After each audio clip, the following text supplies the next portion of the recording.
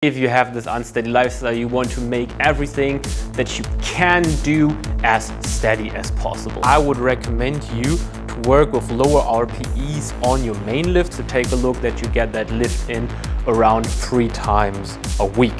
Hey guys, it's Michael. Welcome back to my YouTube channel and welcome to a new video of the programming series. And in this video, we're going to cover the topic of how we can program for an unsteady lifestyle. And as always in this series, we will focus on strength programming.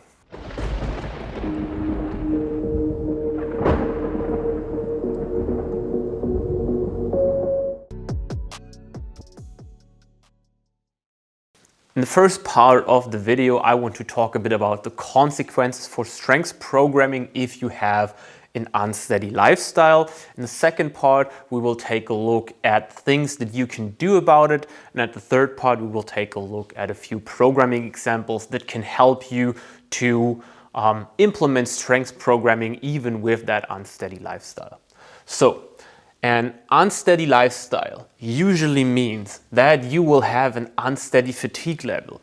Let's say you're training regularly 4 times a week, and due to a business trip, you have 3 workouts in a row, then 3 days of rest, and then 1 workout at the end of the week. That means in the 3rd workout in a row, where you usually probably had a rest day in between, your fatigue level is super unsteady. Or due to that very long rest time, you have now very little fatigue in a workout where your fatigue is usually pretty high. That also means you have an unsteady training status. What does that mean? Whenever we're looking at strength programming, we want to be as unfatigued as possible for our training session, but also as trained as possible. So we want to accumulate a lot of practice for a certain lift. So if I don't dip often, I will not be as good in the skill dip as if I would be if I train it more often. So if I have very long pause because of an unsteady lifestyle, so maybe 2 more days in between 2 sessions than I'm used to, then I will be pretty untrained. I will have little fatigue, but also a bad training status. So it's important to consider both.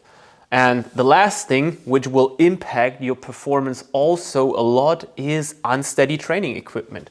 So if you're switching around gyms often, if you maybe work in hotel gyms, 1 gym here, 1 gym there, then unsteady training equipment can definitely impact your performance. Because if you sometimes have good barbells, then you have bad barbells, then you have the machines you usually train with, then you don't have the machines you usually train with. Sometimes you have super narrow dip bars, sometimes you have super wide dip bars, you have a slippery bar for pulls, you have a good bar for pulls.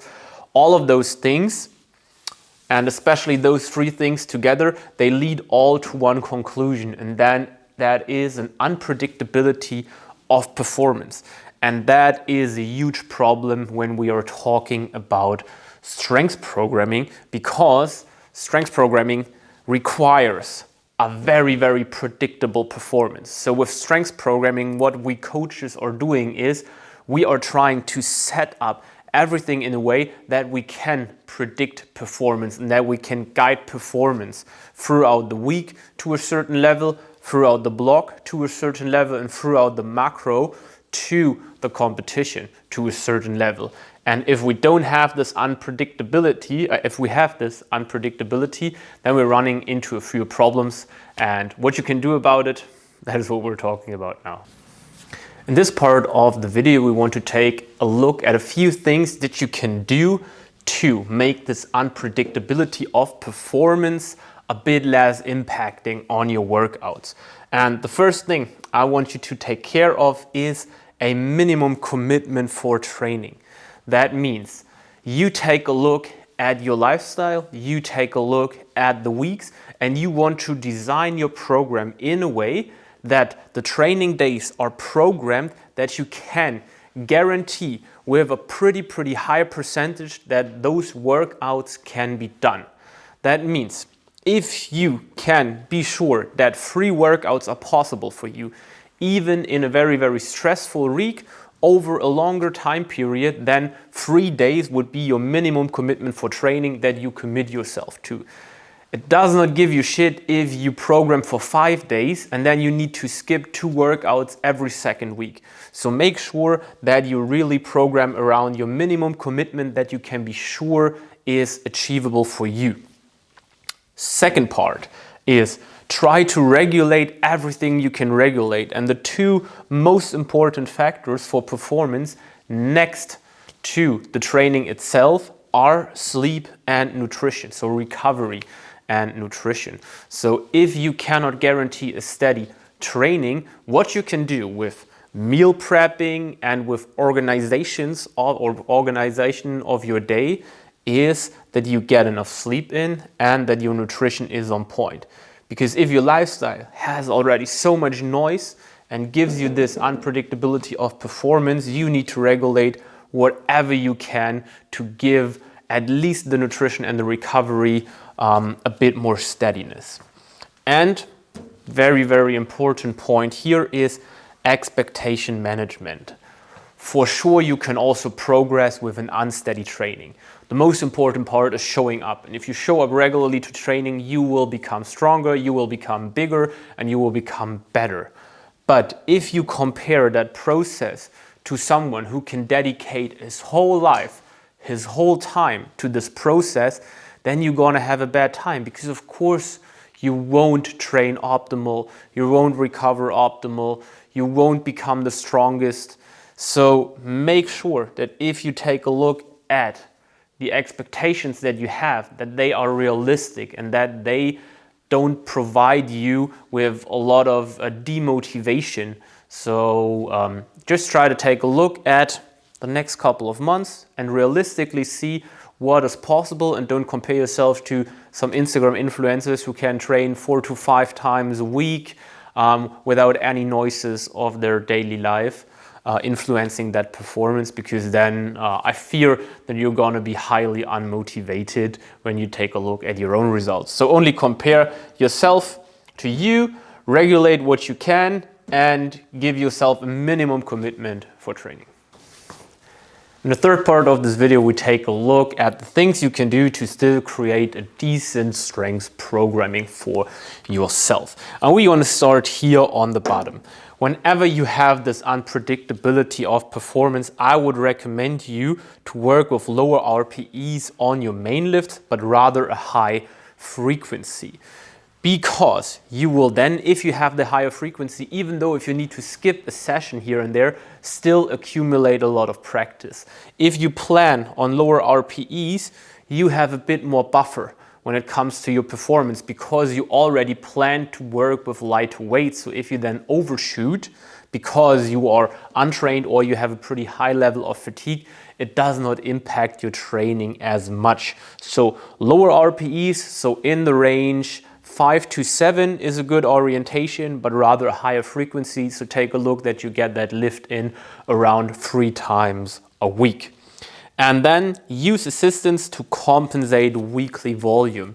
That means if you needed to skip a certain session, or if you couldn't make a few things on another session because you were short in time, just use the assistance on another day to compensate for that volume. So maybe get another 2 sets of rowing in, get another 2 sets or 3 sets of biceps in if you needed to skip them.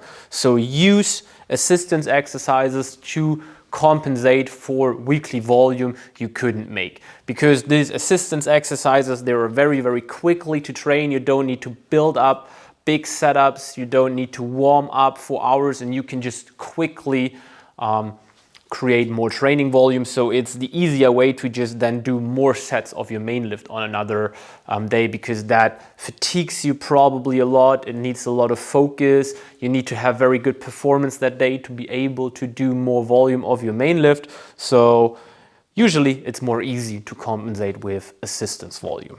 Then let's take a look at how you could really program that on a day-by-day basis.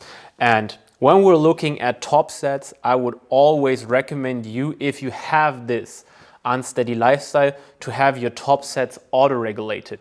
That means instead of planning a fixed weight, you're gonna use a wider range of weight. So if you plan a squat top set, you don't plan with 107.5 kg, you plan 100 to 110.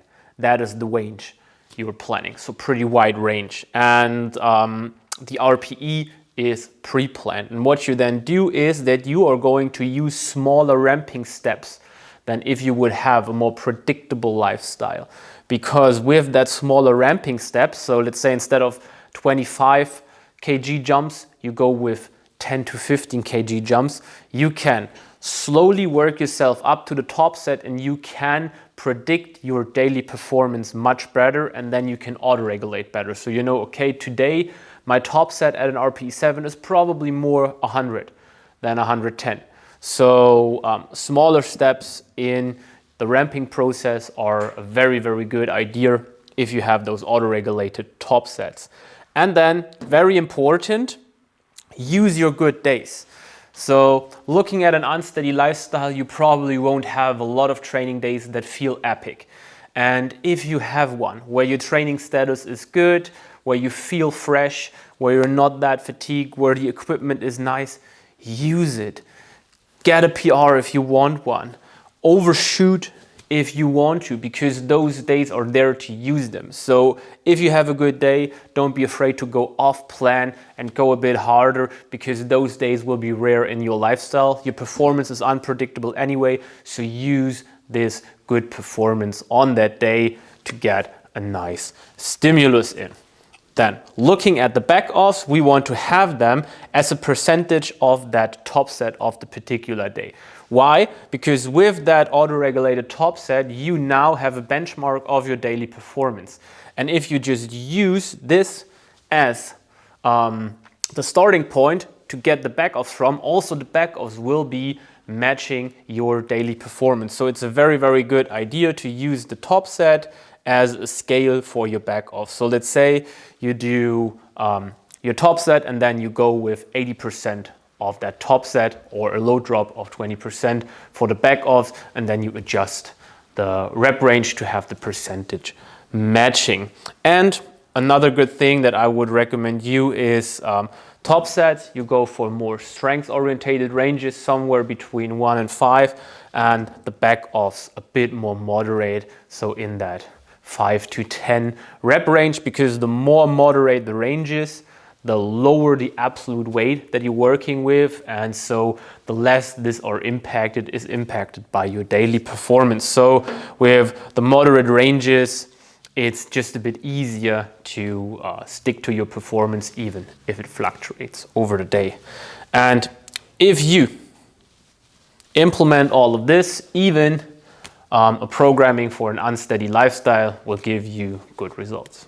And if you say, oh, this sounds pretty complicated, I don't want to do that, I have already so much time that I need to put in my work, I want to outsource this, then feel free to schedule a free consulting call for our online coaching. We can take care of this. You can focus on your business, you can focus on the work, and we take care of this so it's as steady as possible for you and you can improve your strength gains even though your lifestyle is unsteady. So schedule a free consulting call.